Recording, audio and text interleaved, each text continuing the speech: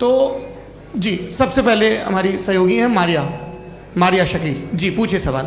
थोड़ा सा रुकेंगे ताकि कैमरे का फ्रेम आप पर आ जाए, आपकी तो प्रैक्टिस है टीवी की। जी नदवी साहब, मैं खुदा को मानती हूँ, पहले मैं इसी प्रमाइस से शुरू कर रही हूँ और ये बता रही हूँ आपको, मैं मानती हूँ, लेकिन कुछ सवाल हैं जो जावेद साहब ने उठाया, उसका जवाब आपको देना चाहिए। पहला सवाल ये कि गज़ा में सालों से छोटे बच्चे मर रहे हैं, वो उनको, अगर खुदा मर्सीफुल है, हम मानते हैं कि अल्लाह ताला में बहुत ताकत है, तो वो बच्चे क्यों मर रहे हैं?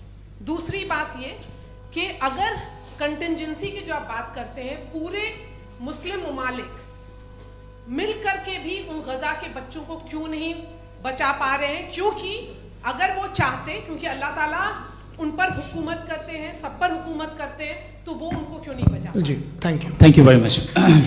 बहुत अच्छा किया आपने इस चीज़ को जिक्र कर दिया, मैं इसको और अच्छे से एक्सप्लेन करने की कोशिश करता हूँ। देखें, जहाँ तक आपने कहा कि गज़ा के बच्चों को मारा जा रहा है, देखें दो वर्ल्ड व्यू है, एक एथीस्टिक वर्ल्ड व्यू, एक थीस्टिक वर्ल्ड व्यू है। बच्चे मर रहे हैं दोनों वर्ल्ड व्यू में, लेकिन हमारा वर्ल्ड व्यू कह रहा है कि रिकॉम्पेंस है, ये कह रहे हैं कि उनका मरना बेकार जाने वाला है, कोई उसका रिकॉम्पेंस नहीं है, चूंकि इनके यहाँ आखिरत और अल्लाह का कोई तसव्वुर या गॉड का कोई तसव्वुर नहीं है।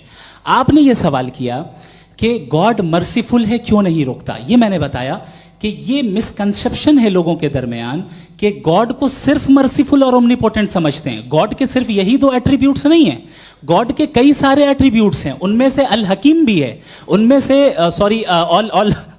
ऑल वाइज भी है, ऑल नोइंग भी है। लिहाजा अगर इस दुनिया में किसी को तकलीफ आ रही है और गॉड उसको नहीं रोक रहा है, वो इसलिए नहीं रोक रहा है चूंकि इंसानों को फ्री विल दिया गया है। ठीक इसी तरीके से अगर एक डॉक्टर किसी छोटे बच्चे को इंजेक्शन लगा रहा है, उसे तकलीफ पहुंच रही है, उसके लिमिटेड पर्सपेक्टिव के एतबार से यह गलत हो रहा है और डॉक्टर बुरा है, लेकिन जब आप ब्रॉडर पिक्चर को देखेंगी, आपके और हमारे पास सिर्फ एक पिक्सल है, हमें इतना नजर आ रहा है कि गज़ा में कत्ल हो रहा है, लेकिन इसके पीछे कितना रिकॉम्पेंस उनको मिलने वाला है, पूरा पिक्चर गॉड के पास है। तो एक पिक्सल से आप पूरे पिक्चर को कभी भी जज नहीं कर सकती। आप इसमें कुछ जोड़ना चाहेंगे? आपको कुछ बोलना है इसमें? भैया आपने बहुत अच्छा जस्टिफिकेशन दिया, या आप वो जो वहाँ के प्राइम मिनिस्टर इजराइल के उन्हें भेजिए, वो बहुत खुश होंगे। आप जस्टिफिकेशन दे देना कि अगर गॉड नहीं है तो बच्चे क्यों मर रहे हैं, आप बताएं। वो ये सवाल पूछ रहे हैं कि अगर आप ईश्वर का अस्तित्व नहीं मानते हैं तो उन बच्चों की मौत को आप कैसे इंटरप्रेट करते हैं?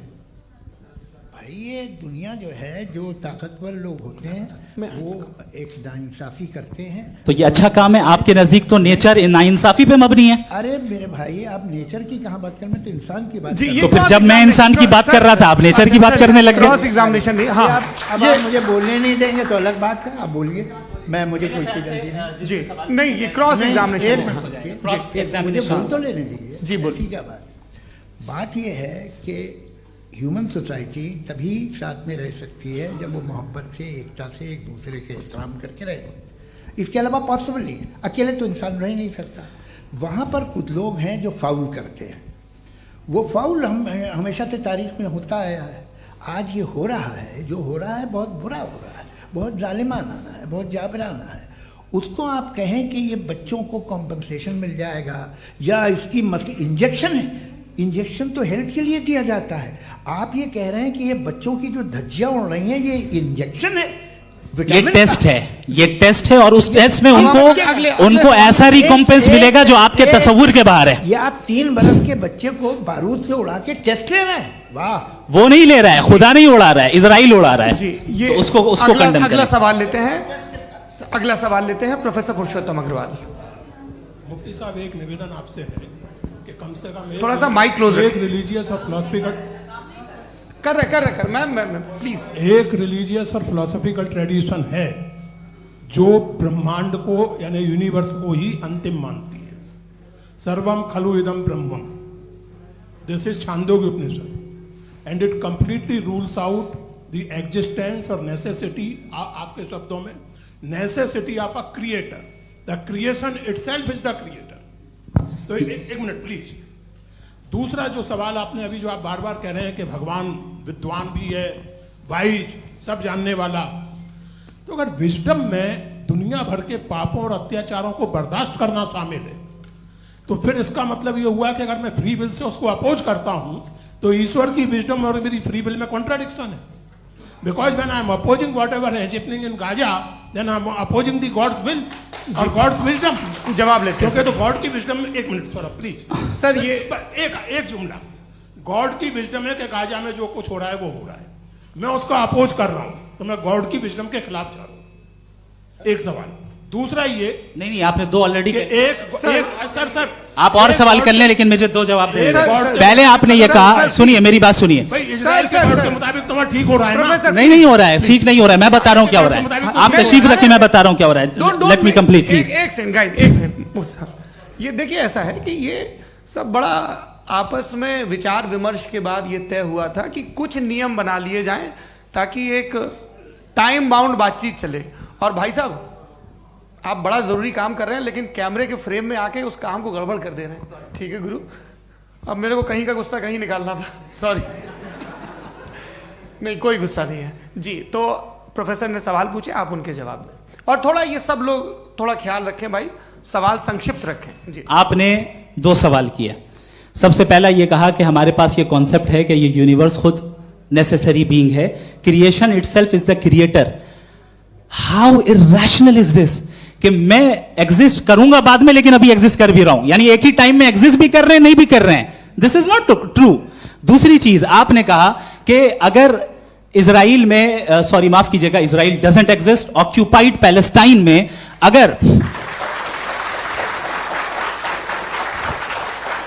अगर ऑक्यूपाइड पैलेस्टाइन में बच्चों को मारा जा रहा है फ्री विल की वजह से और गॉड नहीं रोक रहा, ये कॉन्ट्रडिक्शन है। ये बताइए कि एक एग्जाम में एक बच्चा गलत आंसर लिख रहा है, सुनिए, एग्जामिनर चाहे तो रोक सकता है, क्यों नहीं रोक रहा है?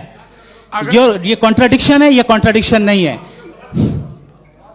माइक नहीं सर, ये आपस में जी, ये क्या आपका सवाल? माइक दीजिए। फ्री विल दिया गया है टेस्ट के लिए, अकाउंटेबिलिटी के लिए। अगर फ्री विल नहीं होता तो आप कहते हैं हमें रोबोट बना दिया गया। नॉट मिसरिप्रेजेंट माय पोजीशन, आपकी जो भी पोजीशन, मैं अपनी फ्री विल के नाते, अपने ह्यूमन विजडम के नाते गाजा में हो रही अत्याचार का विरोध करता हूं। बिल्कुल करना चाहिए। आपके हिसाब से मैं गॉड की विजडम का विरोध कर रहा हूं? बिल्कुल नहीं, वहां जो हो रहा है गॉड, बिल्कुल भी नहीं, बिल्कुल भी नहीं। उसका वहां पर गाजा में कत्ल होना ये इंसानों के गलत इस्तेमाल का नतीजा है, फ्री विल के इस्तेमाल का नतीजा है। गॉड इसका हुक्म नहीं देता, उससे रोकता है। यही तो मसला है ना, आपके लिए कॉन्सेप्ट क्लियर? नहीं भाई, आपने तो बताया था इंजेक्शन लगाने से बच्चे को तकलीफ होती है, ये इंजेक्शन लगा। सर आप ऐसे रेटोरिक स्टेटमेंट दे तब तो कोई मसला नहीं समझते रहेंगे। This is a rhetoric statement, this is not a logical argument sir. I am sorry, I am sorry. आखिरी 30 मिनट बड़े मुश्किल होने वाले हैं जी। मुफ्ती साहब आगे बैठे हैं, इनको माइक दीजिए। हाँ तरुण, माइक आप अपने पास रखिए, आपको कैमरे का फ्रेम पता है जी।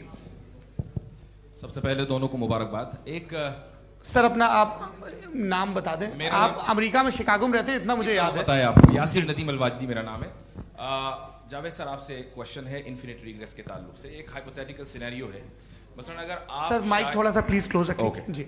अगर आप शायर इसलिए हैं कि आपके कोई उस्ताद शायर थे, और वो इसलिए शायर थे कि उनके कोई उस्ताद शायर थे, और इसी तरीके से हम माजी में पीछे चलते चलते चले जाएं और कहीं ना रुके, तो माफ कीजिएगा आप कभी शायर नहीं हो सकते। लेकिन आप शायर हैं, आपका शायर एग्जिस्ट करता है, इसका मतलब ये है कि आप कहीं ना कहीं रुके हैं। तो मेरा सवाल ये है कि क्या आप इन्फिनिट रिग्रेस ऑफ कॉजेस को लॉजिकल फैलेसी मानते हैं या नहीं मानते? हाँ या ना?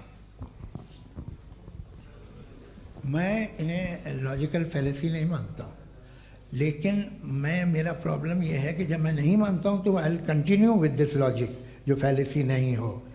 आप एक जगह रुक जाते हैं जाके, आप कहते हैं ये गेंद कैसे बनी, ये जजीरा कैसे बना, ये समंदर कैसे बना, ये ज़मीन कैसे बनी, और अचानक गॉड पे जाके आपको ब्रेक लग जाता है। एक बार आप सवाल नहीं करते कि भाई इनको बनाने वाला तो इनसे भी कॉम्प्लिकेटेड होगा, वो कैसे बना, उसके बारे में आपने इत्मीनान कर लिया, वो हमेशा से है। तो अगर आप उसे हमेशा से मानते हैं तो फिर ये मान लीजिए कि कायनात हमेशा से है, क्या तकलीफ? फिर हम वजूद में नहीं आते जी है? हम मौजूद नहीं। अच्छा सर क्यों नहीं हो मैं सकता? बताऊंगा, प्लीज। जैसे मैंने मिसाल दी आपके शेर की, आपका शेर कभी वजूद में ना आता अगर शायर इसी तरह चलते रहते हमेशा। जी माइक मेरे ख्याल से एक सेकंड। इन्फिनिट रिग्रेस का कॉन्सेप्ट क्लियर नहीं हो पाया, सर रहने दें, लेट्स मूव ऑन सर। ठीक है। हाँ थोड़ा सा मॉडरेटर का भी ख्याल रखें। नहीं नहीं, आपने तो रखा है, आपने रखा है। यहाँ पे गौहर रजा साहब हैं, वो भी एक सवाल पूछना चाहते हैं।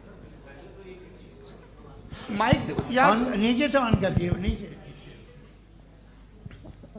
पहले तो ये कह दूं कि मैं उन बच्चों से शर्मिंदा हूं जिनको गजा में कत्ल किया गया,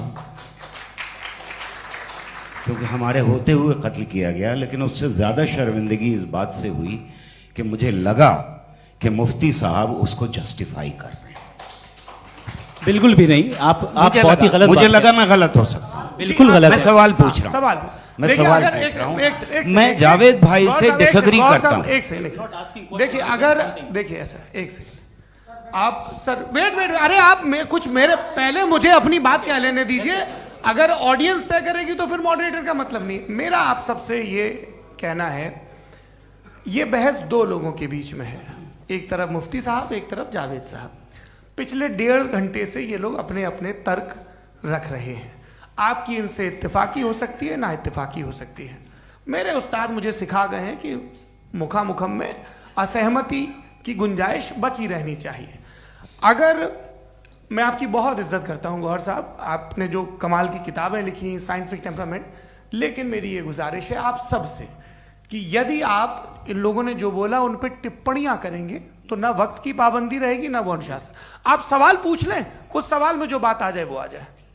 मैं जावेद साहब से डिसएग्री करता हूं, इसलिए जावेद साहब से सवाल पूछ रहा हूं। आपका सवाल जावेद अख्तर साहब से। और सवाल ये है मेरा कि जावेद साहब ने कई बार लॉजिक का इस्तेमाल किया कि साइंस में लॉजिक है और रिलीजन में लॉजिक नहीं है। मेरा ख्याल ये है कि रिलीजन में भी लॉजिक है, लेकिन उस लॉजिक की बेसिस ये है कि आप रुक जाते हैं, जिसका जिक्र जावेद साहब ने बार बार किया, यानी खुदा के तसव्वुर पे आते हुए, गॉड के तसव्वुर पे आते हुए रुक जाते हैं। और इसमें सवाल पूछना मतलब फॉरबिडन होता है। सवाल यह है कि क्या जावेद साहब इससे एग्री करते हैं कि साइंस की लॉजिक अलग है और रिलीजन की लॉजिक अलग है? बताइए सर। देखिए, 3 चीज़ें हैं। साइंस है, एक है मंतिक है, इस्तिदलाल है, और एक जो है कुछ भी नहीं है, फेथ है, अकीदा है। मैं अकीदे की लॉजिक का कायल नहीं हूँ। मुझे आप इस्तिदलाल से, लॉजिक से, रीज़न से समझाइए, मैं मानने को तैयार हूँ, मेरा क्या नुकसान होगा। लेकिन ये कि अकीदे पे मैं नहीं जा सकता हूँ। अकीदे का मतलब है कि तुम ये मान लो, सवाल ना करो, ये नहीं। आप सारी बातें करके, बड़ी साइंटिफिक बातें करके एक जगह जाके खुदा के हुदूद पे रुक जाते हैं, सरेंडर कर देते हैं। मैं सरेंडर करने को तैयार नहीं। That's all.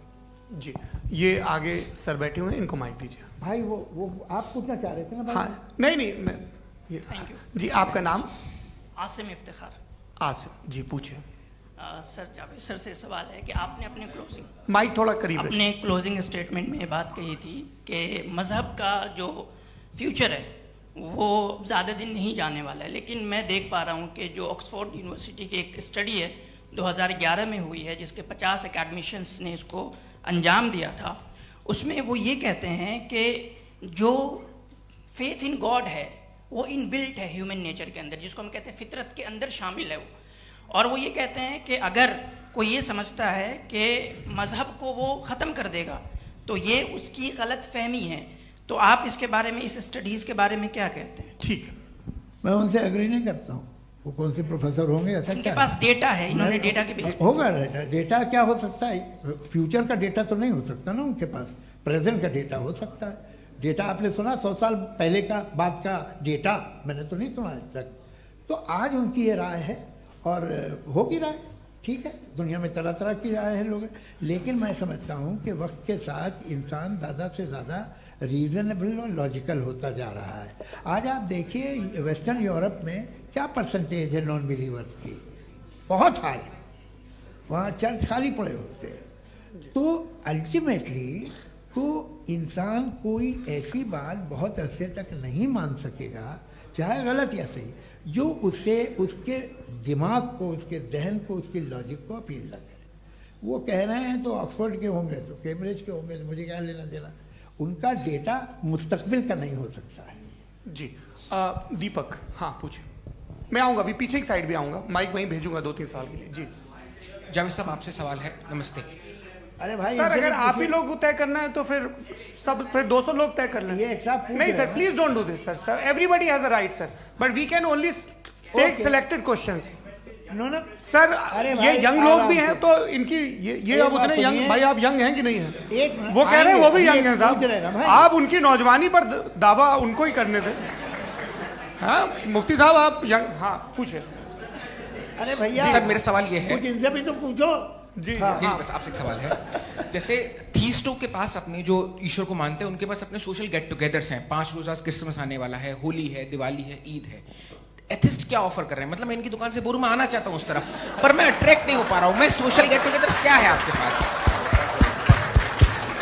वो ये कह रहे हैं कि जो धार्मिक लोग हैं, अलग अलग धर्म के लोग, उनके उत्सव त्योहार बड़ी कॉन्ग्रेगेशन अच्छी बहुत बात। हैं। अब आपको मैं एक सुनाता हूँ, यहाँ हिस्टोरियन भी बैठे हैं।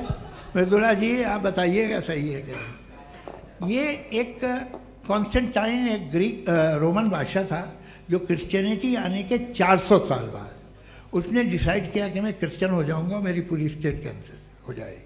उस ज़माने में ऐसे ही होता था, राजा जो धर्म इख्तियार करता था वो जनता भी कर लेती थी। इसलिए कि वो हो गया था बैंकक्रप्ट, और उसे जो मेडिटेरियन कोस्ट के रिच क्रिश्चियन वो थे मर्चेंट, उससे पैसा चाहिए था। तो उसने कहा यार क्रिश्चियन हो जाओ। तो उसने अपने वजीर से कहा कि भाई ये हिस्ट्री है कि अब हम लोग क्रिश्चियन हो जाते हैं। कहले सर हो जाएंगे, कोई प्रॉब्लम नहीं है, लेकिन एक प्रॉब्लम ये है कि 17 दिसंबर से 25 दिसंबर तक जो पेगन फेस्टिवल होता, जो पेगन जो फेस्टिवल होता है वो बंद हो जाएगा, इसलिए कि हम क्रिश्चियन हो गए तो होगा नहीं।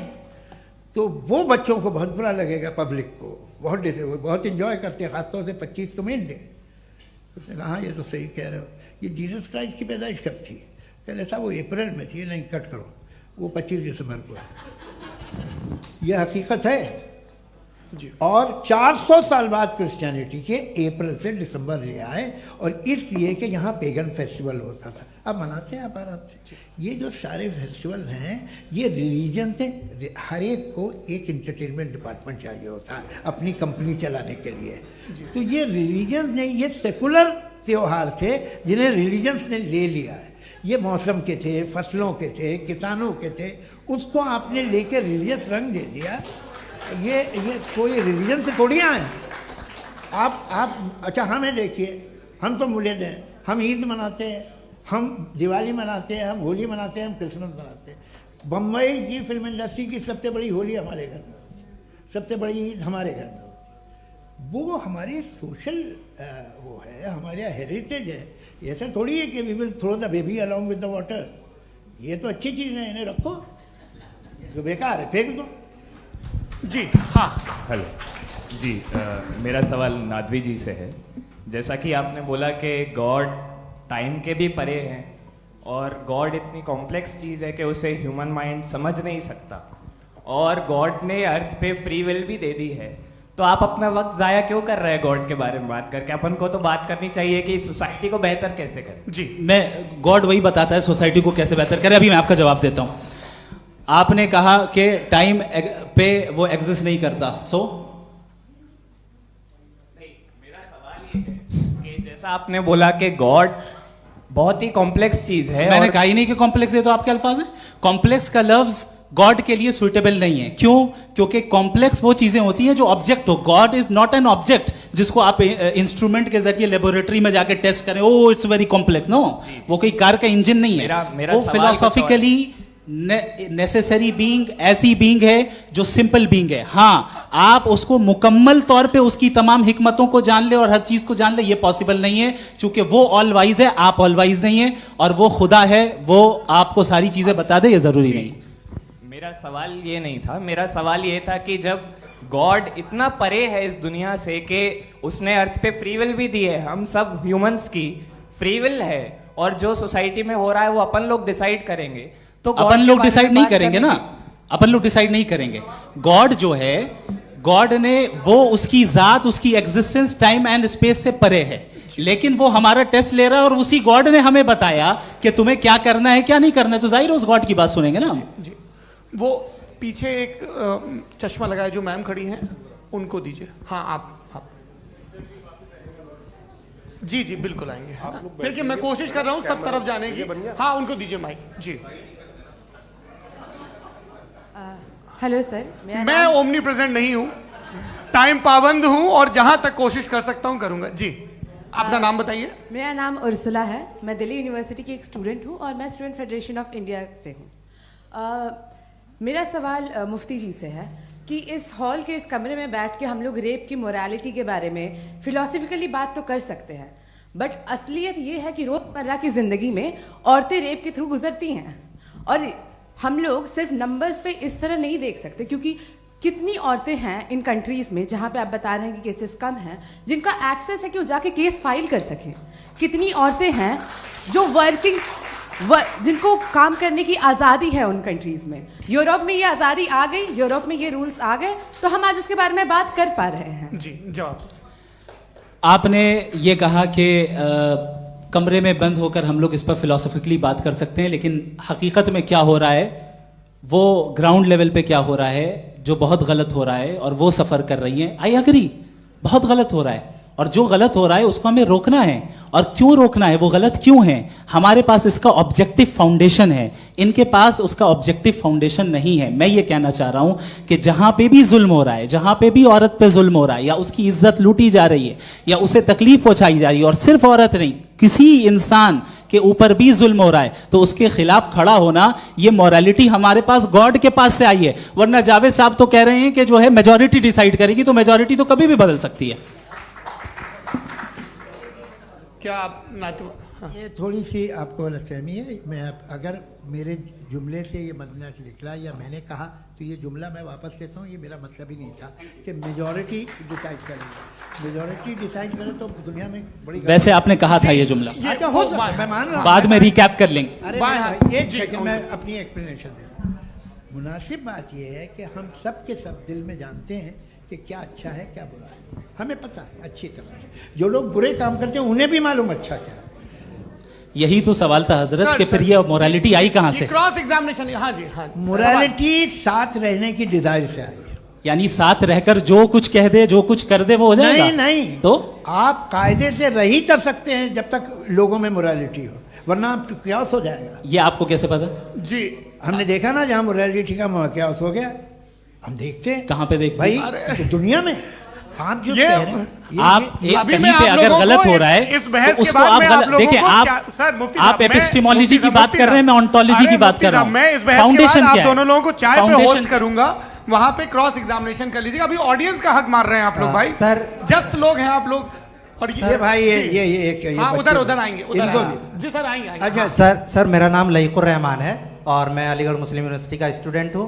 और जहाँ तक मुझे पता है कि sir you are also product of Aligarh Muslim University. मैं भी उसी चमन का बुलबुल। हाँ सर, तो बहुत खुशी हुई मुझे जान करके कि मैं आपसे मिलूंगा। सवाल सर मेरा सवाल यह है, सर सैयद अलैहिर्रहमा का नज़रिया यह था कि खुदा के वजूद को अक़ल के दायरे में रह कर के तलाश करना, न कि पूरी तौर से उसका इनकार कर देना। Sir how will you define it? नहीं तो ये तो आप इन्हें बताइए। ये सवाल आपसे कि खुदा का वजूद साबित कर रहे हैं तो सर आपने इनकार कर रखा है, इस वजह से मेरा क्वेश्चन उन्होंने यही सर से एक सेकंड सर सैयद ने यही कहा ना कि अकल से आप खुदा के वजूद को साबित नहीं कर सकते, यही कहा ना भाई। वो उन्होंने कहा कर सकते हैं और वो कर दिया गया आज। वो फोन तलाश करना या साबित करना अकल से नहीं हो सकता। अरे सवाल तो सुन लीजिए जी। अकल से नहीं हो सकता है, यही कहा ना आपने। अकल से हो सकता है, अरे वो यही कह रहे हैं भाई, आप बता रहे हो सकता है, वो तो कुछ और। आप अगर सर देखो नौजवान फोन ले लो, वो इतनी कमाल की यूनिवर्सिटी है। अरे भाई दे दो जरा, एक मिनट दे दो भाई, मेरी बात सुनो, माइक पे बोलो ताकि जो लाखों लोग देख रहे हैं। माइक दे दो ना। अरे देंगे ना माइक, तुम ठहरो तो। हाँ सर मेरा सवाल ये था कि सर सैयद अलैहिर्रहमा का एक नज़रिया था अपना कि खुदा का जो वजूद है उसको अक़ल के दायरे में रह करके तलाश करना है, न कि पूरे तौर से इनकार कर देना है। ये उनका कॉन्सेप्ट था। लेकिन मेरा सवाल ये है कि आप इसको कैसे डिफाइन करते हैं, एक्सप्लेन कैसे करेंगे, मैं आपसे जानना चाहता हूँ। चूंकि you are the product of Aligarh Muslim University. मुझे अक़ल के दायरे में रख के मैंने बहुत तलाश की, मुझे मिला नहीं। हाँ ये इधर उधर वो चश्मा लगाए जो, हाँ उनको दे दीजिए। जी जी फटाफट पूछिए, बस 5 मिनट है, 5 मिनट में खत्म हो रहा है। हाँ अस्सलाम वालेकुम मुफ्ती साहब। एंड मेरा सवाल जावेद अख्तर साहब से। क्या नाम है आपका? अरे भैया सब मुझे तो पूछ रहे हो। फैज पूछिए फैज साहब। तो मेरा सवाल ये है कि अभी जो एथियस्ट है वो problem of evil argument use कर रहे हैं अगेंस्ट मुस्लिम्स, राइट? कि इस दुनिया में इतना सारा इविल है और अगेंस्ट मुस्लिम तो यहाँ अगेंस्ट थियस्ट। हाँ थोड़ा सा करेक्ट कर लीजिए भाई, पूरी मशक्कत ही इसी बात की थी कि किसी एक मजहब पे बात न टिके। जी, तो बेसिकली ये आर्गुमेंट ऐसा है कि इस दुनिया में इतना ज़्यादा ईवल एग्जिस्ट करता है और अगर एक ऑल गुड गॉड है तो वो रोकता क्यों नहीं है?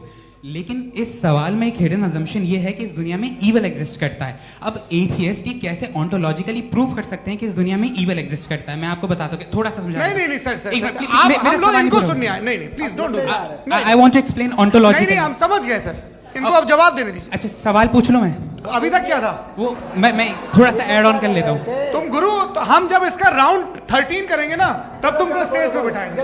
जी तो हाँ जल्दी से। तो देखिए एथियज्म के हिसाब से सब कुछ रैंडमली बन गया है, सब कुछ एटम्स और मॉलिक्यूल्स है। एक पत्थर में और मुझ में सिर्फ इतना फर्क है कि हम लोग एटम्स और मॉलिक्यूल्स का अलग अलग रीअरेंजमेंट है। अब एक पत्थर को कोई इंसान तलवार से 2 टुकड़ों में काट दे या मुझे, according to atheism it is same. There is no evil and good according to atheism. जी अच्छा, फैज साहब का सवाल ये है कि हाँ कोशिश भी करते तो इससे गलत सवाल नहीं कर पाते। एक लाइफ फॉर्म है और लाइफ फॉर्म में फीलिंग्स हैं, मतलब लाइफ फॉर्म सुनता है, देखता है, टेस्ट कर सकता है, फील कर सकता है। तो उसकी जो ये जो क्वालिटी इस बबल में आ गई हैं वो जानवर में भी है, इंसान में भी है। तो जाहिर है कि उसे कोई तकलीफ पहुंचेगी, तो चूंकि उसके पास वो सेंसिटिविटी है तो मैं करेगा। पत्थर में वो सेंसिटिविटी नहीं है। तो ये क्या सवाल हुआ कि अगर पत्थर को काटा तो पत्थर को तकलीफ नहीं होती, तो आपको काटे तो आपको क्यों तकलीफ हो? बैठ जाइए। जी हाँ अगला सवाल। हाँ पूछे जी जावेद अख्तर साहब। अरे भैया सब आप लोग मुफ्ती साहब को छोड़ रहे हैं, मेरे ही पीछे पड़े हैं क्या? चलो बोलो भाई। You asked how God can exist when children die in Gaza. Huh? You asked how God can exist when children die in Gaza, and you also mentioned the rise of atheism in Europe. But the same events also are leading many atheists and non-believers to turn towards faith. How do you interpret this contradiction, where suffering pushes some away from God, yet brings others closer to belief? देखिए आपको एक बात बताऊं, दुनिया perfect तो कहीं भी नहीं है, हर जगह कुछ खामियां हैं। बेटा 1 मिनट आप ही को कहेंगे, देखो वो तो कुछ खामियां, कमज़ोरियां, खराबियां सब जगह है। लेकिन अगर देखोगे ईमानदारी से कि दुनिया सबसे ज़्यादा महज़ब कहाँ है, एक आम शहरी को कहाँ हुकूक हासिल हैं, वो बोल सकता है, अपनी मर्ज़ी से काम कर सकता है, अपनी मर्ज़ी से राय दे सकता है, हुकूमत के ख़िलाफ़ बोल सकता है, बरसर इक़्तिदार लोगों के बारे में बोल सकता है, सरमायादारों के ख़िलाफ़ बोल सकता है। तो आपको ये स्कैंडिनेवियन कंट्रीज़ में मिलेगा, वेस्टर्न यूरोप में मिलेगा। मैं नहीं कह रहा वो परफेक्ट है, बिल्कुल नहीं, वहाँ बहुत ख़राबियाँ भी हैं, परफेक्ट तो कोई। लेकिन जिन जिन मुल्कों में, लैटिन अमेरिका देखो, गल्फ देखो, वहाँ पर आपको ये ज़रूर है कि रेप नहीं होते होंगे। रेप की ज़रूरत क्या है भाई? उसको तो ख़रीद लो, घर में रखो, सड़क पर रेप करने की क्या ज़रूरत है? मगर सुनिए, मगर हकीकत ये है कि वहाँ शख्सी आज़ादी राय देने की, बोलने की नहीं है। जी ये एक आखिरी सवाल मुफ्ती साहब से। हाँ मैम, इनको माइक दीजिए। शुक्रिया। मेरा नाम मनीषा है, मैं हरियाणा से आई हूँ। मैं मुफ्ती साहब से एक बात पूछना चाहती हूँ। आप बार बार जावेद साहब को कॉन्ट्राडिक्ट तो कर रहे हैं कि आपने ये कहा, लेकिन आप भी अजम्पशंस के बेसिस पे बात कर रहे हैं। आपने खुदा के होने का कौन सा प्रूफ पेश किया है, खुदा की एग्जिस्टेंस का? अब इस सवाल को अलग रहने दीजिए, कौन एथीस्ट है कौन नहीं है। और दूसरी बात जो आपने एक छोटी सी कही थी कि ये फ्री विल का इस्तेमाल करता है इंसान अपनी, लेकिन इस फ्री विल का इस्तेमाल में मतलब खुदा ने ये दे दी सबको ये इजाजत कि वो कितना घिनौनापन और कितने ज्यादा खराब से खराब तरीके इस्तेमाल कर सकते हैं। जवाब सुनते जी। आप फ्री विल को मानती है ना, या अब कहती है कि फ्री विल नहीं है ना? मानती है ना? तो अब आपके पास इसका कोई एक्सप्लेनेशन नहीं है कि अगर एक इंसान उस फ्री विल का इस्तेमाल करके गलत काम कर रहा है और बच के अच्छी जिंदगी गुजार के निकल जा रहा है, उसका कोई रिकम्पेंस नहीं है। हमारे वर्ल्ड व्यू में जो इंसान गलत काम कर रहा है उसको भी रिकॉम्पेंस यानी उसका बुरा बदला मिलना है, और जो सही काम कर रहा है उसको सही बदला मिलना है। लिहाजा जो फ्री विल है वो इस तरीके से है कि एक लिमिटेड टाइम तक खुदा ने मोहलत दी है। ऐसा नहीं कि छूट दे दी, जो करना है करते रहो हमेशा। वक्त आएगा जब एग्जाम का टाइम खत्म होगा तब रिजल्ट आएगा, दौराने एग्जाम जबरदस्ती आपको नहीं बताया जाएगा। अरे भाई एक सेकंड, जी, एक सवाल मुफ्ती साहब से मेरा है। मुफ्ती साहब से जी, एक सवाल। हाँ, मैं भी- हाँ, हाँ, मुफ्ती हाँ, साहब, मैम, एक please, सेकंड रुक जाइए। आपसे फोन, आप इसके बाद पूछ आपसे लीजिएगा, माइक यहीं छीन रहेंगे वो। चुका। हाँ, बोलिए। मैं मुफ्ती मैम, साहब एक एक ही सेकंड। सवाल करता हूँ कि अगर जो हो रहा है फ्री विल से हो रहा है और एक दिन बरोज़ क़यामत इंसाफ होगा मैशर में वगैरह वगैरह, तो दुआ क्यों मांगते हैं लोग? दुआ मांगते हैं इसके मतलब है अभी भी उसने ये डिपार्टमेंट रखा है कि मैं रोजमर्रा की जिंदगी में इंटरफेयर बिल्कुल कर बिल्कुल, सकता हूं। He can. तो तुम कैन हो, तुम मुझे नौकरी दिला देते हो, मेरे बेटे को ग्रीन कार्ड दिला देते हो, और 45,000 बच्चे मरते उन्हें रोकते नहीं हो। नहीं तो क्या आप ये कह रहे हैं कि इस दुनिया में जालिमों को कभी पकड़ ही नहीं होती है? अरे जो भी पकड़ होगी वो बच्चे रोते हैं। बिल्कुल, देखें वो मैंने औरतें अपने रोती हैं ओपनिंग जिनके स्टेटमेंट में बच्चे यही कहा था आप कि मुझे जनाब नौकरी जावेद साहब दिलवा सिर्फ रहे हैं, इमोशनल मेरी आर्गुमेंट बेटी की जैसे दिस इज सही एन जगह इमोशनल शादी करा रहे हैं। आर्गुमेंट। ये छोटे मोटे काम इसके पीछे देवियों और इसके सज्जनों, पीछे का रीजन मैंने बताया क्या है? देखिए, इसके मैं पीछे बार का बार यहाँ विजडम क्या है पर मैंने बताया। मंच से आप लोगों को सज्जनों इसलिए कह रहा हूं ताकि थोड़ा सा आपके कॉन्शियंस पे जोर रहे कि आपको ऑर्डर बचा के रखना है। वक्त तय हुआ था, ये वक्त पूरा हुआ, आपने इतने धैर्यपूर्वक सुना, मैं आप सबका बहुत बहुत शुक्रगुजार हूं। यदि इन दोनों विद्वानों की इच्छा होगी तो कभी हम इस बातचीत का राउंड 2, राउंड 3, यही तो देखिए खूबी है इंसान की कि बहस मुबाहसे में वो पड़ा रहता है। आप लोगों ने बड़े धैर्य का परिचय दिया, बहुत बहुत शुक्रिया। इसी के साथ ये बातचीत यहाँ पे आप समाप्त लोग को होती है। मैं एक बात बता दूं, ये सारी बहस हो गई, अब मुफ्ती साहब और बड़े मुफ्ती साहब इन साथ के साथ मैं खाना खाने वाला हूँ।